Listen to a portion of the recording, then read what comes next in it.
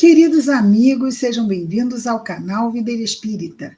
Meu nome é Cristina Brito, este é o programa Projeto 15 Minutos, o Céu e o Inferno, e aqui diariamente, à exceção dos sábados, nós estudamos por mais ou menos 15 minutos o quarto livro da Codificação Espírita, realizada por Allan Kardec, O Céu e o Inferno. Atualmente estamos na segunda e última parte deste livro, que trata dos exemplos. Estamos no capítulo 4, Espíritos Sofredores. E hoje vamos ver aqui o caso do espírito Lisbeth. Lisbeth, essa mensagem foi recebida em Bordeaux, 13 de fevereiro de 1862. Bordeaux, uma cidade na França. E então Kardec diz que Lisbeth é um espírito sofredor que se inscreveu sob esse nome. Primeiramente, pergunta Kardec: quereis dar-me alguns detalhes sobre a vossa posição e a causa dos vossos sofrimentos? Resposta: seja humilde de coração, submisso à vontade de Deus, paciente nas provas, caridoso com o pobre, encorajador com o fraco, ardente de coração para todos os sofrimentos, e não sofrerás as torturas que suporto. Então, ela está nos dando o quê? A forma, o meio de nos precavermos dos sofrimentos pelos quais ela passava. Humildade de coração, submissão à vontade de Deus, paciência nas provas, caridade para com o pobre, encorajamento ao fraco, ardente coração para todos os sofrimentos, e nos protegeremos desta consequência dolorosa pela qual ela passava no mundo espiritual. 2. Se as faltas opostas às qualidades que assinalais vos arrastaram, pareceis lamentá-las. Vosso arrependimento deve vos aliviar? Resposta: não. O arrependimento é estéril quando não é a consequência do sofrimento. O arrependimento é estéril, ou seja, não leva a nada, quando não é a consequência do sofrimento. Então, é como se fosse assim: eu estou arrependido, mas não estou sentindo realmente aquilo. Né? Mas quando eu sofro, eu realmente, eu me arrependo. Por quê? Porque eu sinto a consequência do mal que eu pratiquei. O arrependimento produtivo é aquele que tem por base o remorso de haver ofendido a Deus e o ardente desejo de reparar a falta. Infelizmente, ainda não estou aí, nesse ponto. Recomendai-me as preces de todos aqueles que se consagram aos sofrimentos. Disso tenho necessidade, de preces. E Kardec diz: isso é uma grande verdade. O sofrimento, por vezes, arranca um grito de arrependimento, mas que não é a expressão sincera do remorso por ter feito mal. Porque se o espírito não sofre mais, ele estará pronto para recomeçar. Eis porque o arrependimento não conduz sempre à libertação imediata do espírito. Sempre, ok? Quando vem de vamos dizer assim, de realmente o espírito estar sentindo aquele o remorso, eu gostaria de não ter feito o que eu fiz, mas fiz e me arrependo. Quer dizer, há ali uma dor moral grande. Para isso, ele dispõe estudo. Vou repetir, eis porque o arrependimento não conduz sempre à libertação imediata do espírito. Para isso, ele dispõe estudo, mas para mas ser-lhe-á necessário provar a sinceridade e a solidez de suas resoluções por novas provas. É aí. Ela disse que ainda não estava nesse ponto de quê? De reparar, porque para enfrentar novas provas ela vai ter que reencarnar. Então nós erramos, nos arrependemos, levados pelo sincero desejo de reparar as faltas, porque vimos o quanto ofendemos as leis de Deus pelos nossos atos, e aí aguardamos que Deus nos proporcione a reencarnação para podermos reparar as nossas faltas. Meditando-se com cuidado sobre todos os exemplos que citamos, encontrar-se-ão nas palavras mesmo dos espíritos mais inferiores graves assuntos de instrução. Quer dizer, eles nos trazem, mesmo através dos seus testemunhos, grandes esclarecimentos. Isso para nós é muito instrutivo. Porque nos iniciam nos detalhes mais íntimos da vida espiritual, ao passo que o homem superficial não verá nesses exemplos senão relatos mais ou menos pitorescos. O homem sério e que reflete aí encontrará uma fonte abundante de estudos. 3. Pergunta Kardec. Começa dizendo, farei o que desejardes. Quereis dar-me alguns detalhes sobre a vossa última existência? Disso pode resultar um ensinamento útil para nós e tornar assim o vosso arrependimento produtivo.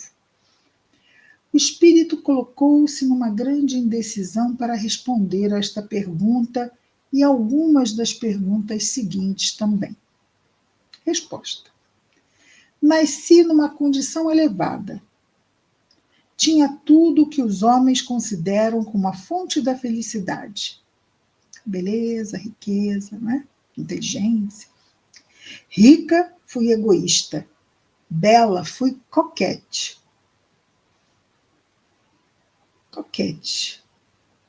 Indiferente e enganadora.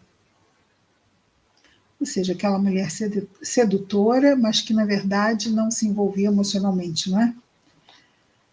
Nobre, fui ambiciosa. Esmaguei com o meu poder aqueles que não se prosternavam bastante diante de mim. Então ela gostava de ser servida e que todos os seus desejos fossem satisfeitos. E esmaguei ainda aqueles que se achavam sob os meus pés. Nossa. Sem pensar que a cólera do Senhor também esmaga, cedo ou tarde, as frontes mais elevadas, aqueles rostos com o narizinho empinado. Não é? 4. Em que época vivestes? Resposta. Há 150 anos na Prússia, atual Alemanha. 5. Depois desse tempo, não fizeste nenhum progresso como espírito? Resposta não. A matéria se revoltava sempre. Tu não podes compreender a influência que ela exerce, apesar da separação do corpo e do espírito. O orgulho, vê tu, vos enlaça em correntes de bronze, cujos anéis se apertam mais e mais ao redor do miserável que lhe entrega o coração. Entregar o coração ao orgulho. Eu? Reencarnar? Para quê? Para perder todo o meu símbolo de nobreza?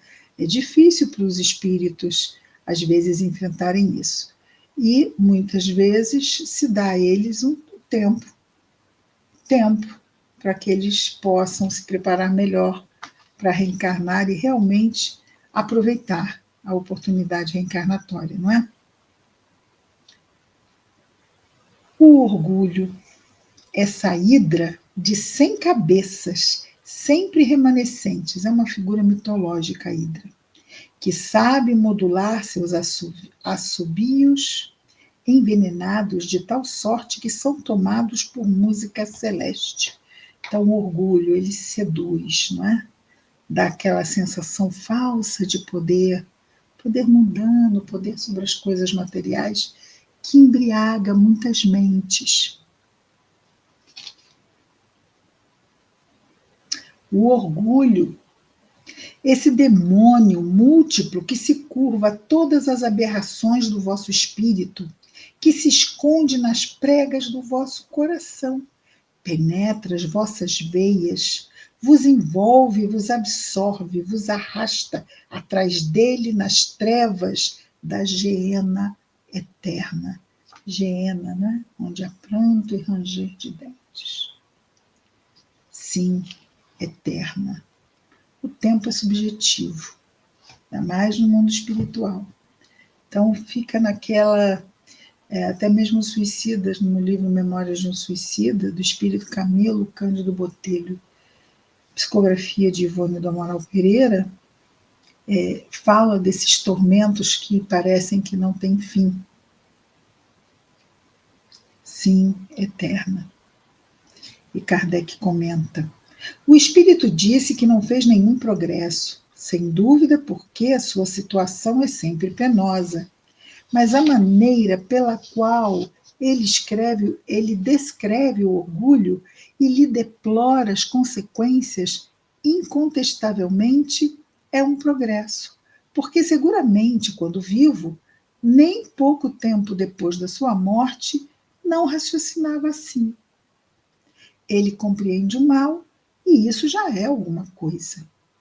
A coragem e a vontade de evitar o mal lhe virão em seguida.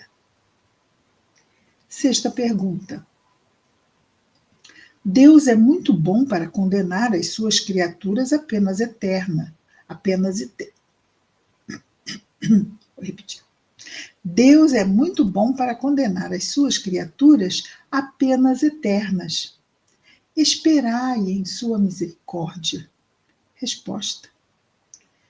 Ela pode ter um fim, essa pena, né? A pena que parece eterna, esse sofrimento. Mas onde disse? Eu o procuro há muito tempo e não vejo senão sofrimento. Sempre, sempre, sempre. 7. Como viestes aqui hoje? Resposta: um espírito que me segue com frequência para cá me conduziu. Desde quando? Outra pergunta. Desde quando vedes esse espírito? Resposta: não faz muito tempo. Pergunta: e desde quando vos dai conta das faltas que cometestes? Resposta: depois de uma longa reflexão, pôs-se a pensar e respondeu: sim, tens razão. Foi então que eu o vi. Então, quando o espírito refletiu nas faltas, se arrependeu sentidamente, levado pelo remorso, o espírito, ok? Ah, mas tem o nome de Lisbeth, mas é o espírito. Um espírito desencarnado, o espírito. Então ela percebeu que ela começou, realmente, quando ela se arrependeu, é que ela começou a ver esse espírito com ela. 8. Não compreendeis agora a relação que existe entre o vosso arrependimento e a ajuda invisível que vos presta o vosso espírito protetor? Vede como origem desse apoio o amor de Deus e como objetivo o seu perdão e a sua misericórdia infinita. Resposta: oh, como eu gostaria! Creio poder vô-lo prometer, ou seja, prometer a vocês, ou a você, no nome sagrado daquele que jamais foi surdo à voz dos seus filhos em aflição. Chamai-o do fundo do vosso arrependimento, e ele vos ouvirá. Resposta: Aqui tem uma... Ele não indicou o início da pergunta e eu... Vamos repetir. Ó, como eu gostaria. Aí Kardec volta. Creio poder prometer a você, no nome sagrado daquele que jamais foi surdo, à voz dos seus filhos em aflição. Chamai-o do fundo do vosso arrependimento, ele vos ouvirá. Resposta do Espírito: eu não posso, tenho medo. 9. Peçamos juntos, ele nos ouvirá.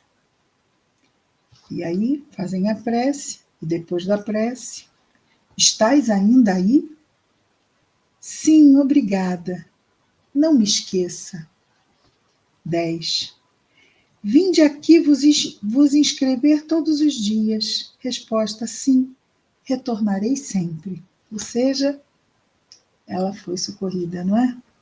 Ela percebeu o amparo, enfim. E agora o Guia do Médium traz... o Guia do Médium é Saint Paulin. Saint Paulin.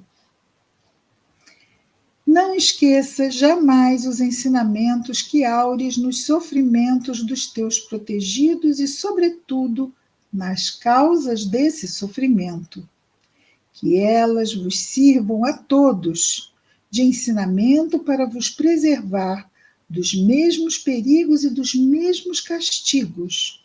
Purificai os vossos corações, sede humildes, amai-vos, ajudai-vos. E que o vosso coração reconhecido não esqueça jamais a fonte de todas as graças, fonte inesgotável onde cada um de vós pode aurir com abundância. Fonte de água viva que sacia a sede e nutre ao mesmo tempo. Fonte de vida e de felicidade eternas. Ide a ela, meus bem-amados, bebei nela com fé.